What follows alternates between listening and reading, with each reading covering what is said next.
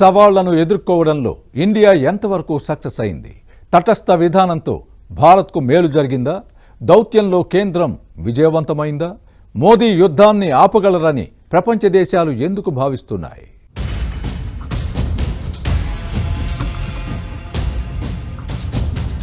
Iran యుద్ధం సెగలు యావత్ ప్రపంచాన్ని తాకాయి. చమురు సంక్షోభంలో చిక్కుకుని ప్రపంచ దేశాలన్నీ వెలవెల్లాడుతున్నాయి.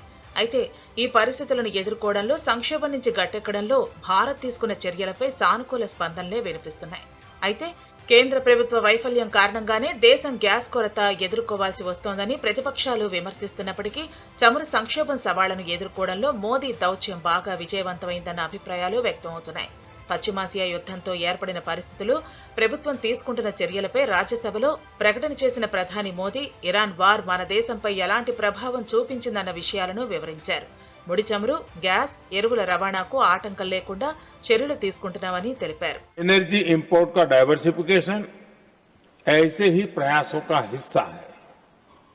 पहले क्रूड ऑयल, एलएनजी, एलपीजी ऐसी एनर्जी जरूरतों के लिए 27 देशों से इंपोर्ट किया जाता था।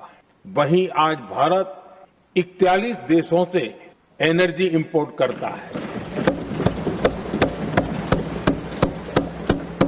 बीते दशक में भारत ने संकट के ऐसे ही समय के लिए कच्चे तेल के भंडारण को भी प्राथमिकता दी है। हमारी तेल कंपनियां संकट के समय के लिए काफी मात्रा में पेट्रोल और डीजल का भंडार रखती है। बीते 11 वर्षों में 53 लाख मीट्रिक टन से अधिक का स्ट्रेटेजिक पेट्रोलियम रिजर्व भी डेवलप किया गया है। నిజానికి ఇరాన్ యుద్ధ నేపథ్యంలో భారత్ ముందు 3 ప్రధాన సవాళ్లు నిలిచాయి. మొదటిది ఇంధన భద్రత, రెండవది విదేశాల్లో పనిచేస్తున్న భారతీయుల భద్రత, మూడవది వ్యూహాత్మక సంబంధాల సమతుల్యత. ఎందుకంటే భారత్కు అమెరికాతో వ్యూహాత్మక భాగస్వామ్యం, ఇరాన్తో ఇంధన సంబంధాలు, ఇజ్రాయెల్తో రక్షణ సహకార సంబంధాలు ఉన్నాయి. ఇలాంటి పరిస్థితుల్లో నిర్ణయం తీసుకుని ఒక ప్రకటన చేయటం అంటే చిన్న విషయమేమీ కాదంటున్నారు నిపుణులు. 2 పడవల్లో ప్రయాణం ప్రమాదకరమే అయినప్పటికీ రెండింటినీ కాపాడుకోవడమే నాయకత్వం అన్న రీతిలో కేంద్ర ప్రభుత్వం అత్యంత జాగ్రత్తగా ఆచితూచి అడుగులు వేసింది. అమెరికా, ఇజ్రాయెల్, ఇరాన్ దేశాలతో సంబంధాలు కాపాడుకుంటూనే అత్యంత కఠిన పరిస్థితుల్లోనూ గల్ఫ్ దేశాల్లో చిక్కుకున్న భారతీయులను అత్యంత జాగ్రత్తగా స్వదేశానికి రప్పించగలిగింది. మిత్ర దేశాలతో సంబంధాలకు ప్రాధాన్యం ఇస్తూనే శాంతికి కట్టుబడి ఉంటామన్న క్లారిటీ ఇచ్చింది.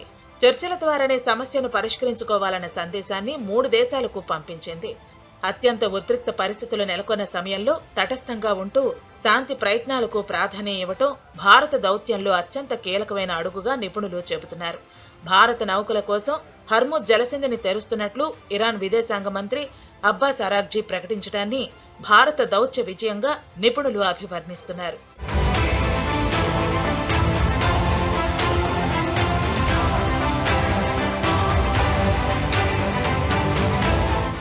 ఇంధన భద్రతలోనూ భారత్ ముందస్తు ప్రణాళికకు అమెరికా సహా ఇతర దేశాలు సైతం భేష్ అంటూ ప్రశంసించాయి.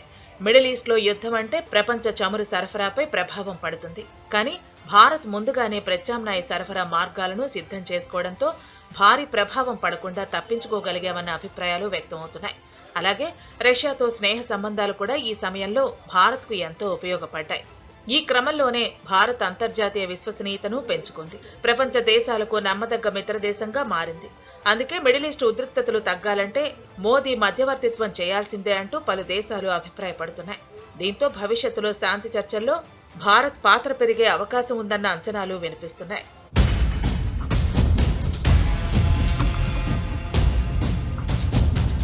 అయితే ఇరాన్ యుద్ధ నేపథ్యంలో భారత్కు ఎలాంటి సమస్యలు ఎదురుకాలేదా? సవాళ్లను ఎదుర్కోవడంలో పూర్తిగా విజయం సాధించేసిందా అంటే లేదు. అది పూర్తిగా అసాధ్యం కూడా. కానీ దెబ్బ గట్టిగా తగలకుండా తక్కువ నొప్పితో బయటపడేలా చర్యలు తీసుకోవడంలో మాత్రం కేంద్రం సఫలమైందనే చెప్పాలి. గ్యాస్ సమస్యలు, ఇంధన ధరలు, వాణిజ్యంపై ప్రభావం, ఎరువుల కొరత, భవిష్యత్తులో అంతర్జాతీయ ఒత్తిళ్ల రూపంలో సవాళ్లు కాచుకునే ఉన్నాయి. అయినప్పటికీ సమస్య ఎలాంటిదైనా ఆత్మస్థైర్యంతో ఎదుర్కోగలవన్న ధీమా భారత్లో కనిపిస్తోంది. ఆ ఆత్మస్థైర్యంతోనే ప్రస్తుతం భారత్ తన ప్రయోజనాలను దృఢంగా కాపాడుకోగలిగింది. యుద్ధంలో పాల్గొనకపోయినా ఆ ప్రభావం మన మీద పడకుండా నియంత్రించడం కూడా ఒక విజయమే. భారత్ ఇప్పుడు